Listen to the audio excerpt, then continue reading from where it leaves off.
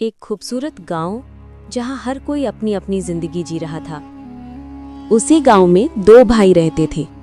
बड़ा भाई रामेश्वर बहुत अमीर, कई खेत, पक्के मकान, बैल, नौकर चाकर।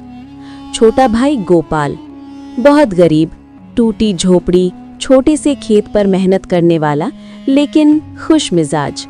रामेश्वर हमेशा गांव में सीना तान कर चलता।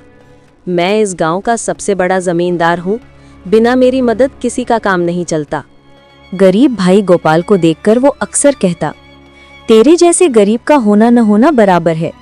गोपाल सुबह सूरज निकलने से पहले उठता, अपने छोटे खेत में काम करता। कपड़े फटे थे लेकिन उसके चेहरे पर मुस्कान रहती। वो लोगों की मदद करता, भले ही उसके पास खुद ज्यादा न हो। गांव के बच्चे उसे गोपाल काका कहकर पुकारते और उससे प्यार करते। अचानक गांव में बड़ा तूफान आया। कई घरों की छतें उड़ गईं, खेतों की फसलें बर्बाद हो गईं। अमीर रामेश्वर का भी अनाज गोदाम गिर गया और उसकी काफी संपत्ति नष्ट हो गई।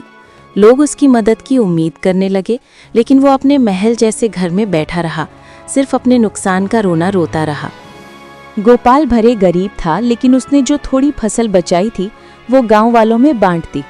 उसने कहा, भाइयों बहनों, दुख सुख में एक दूसरे का साथ देना ही असली दौलत है। गांव वाले उसके इस काम से बहुत प्रभावित हुए। जब रामेश्वर ने देखा कि लोग गोपाल की तारीफ कर रहे हैं, तो उसे पहली बार अपने घमंड पर शर्म आई। उसने सोचा, मेरे पास इतना धन था पर लोगों के दिल कभी नहीं जीते, और मेरे गरीब भाई ने बिना कुछ होते हुए सबका दिल जीत लिया। रामेश्वर गोपाल के पास गया और रोते हुए बोला, भाई मुझे माफ कर दे, मैंने हमेशा तुझसे घमंड किया, लेकिन तू असल में मुझसे बड़ा है। गोपाल मुस्कुराया और कहा, भाई रिश्तों में घमंड नहीं, प्यार होना चाहिए। दोनों गले लग गए। धीरे धीरे रामेश्वर भी बदल गया। उसने गांव वालों की मदद करनी शुरू की।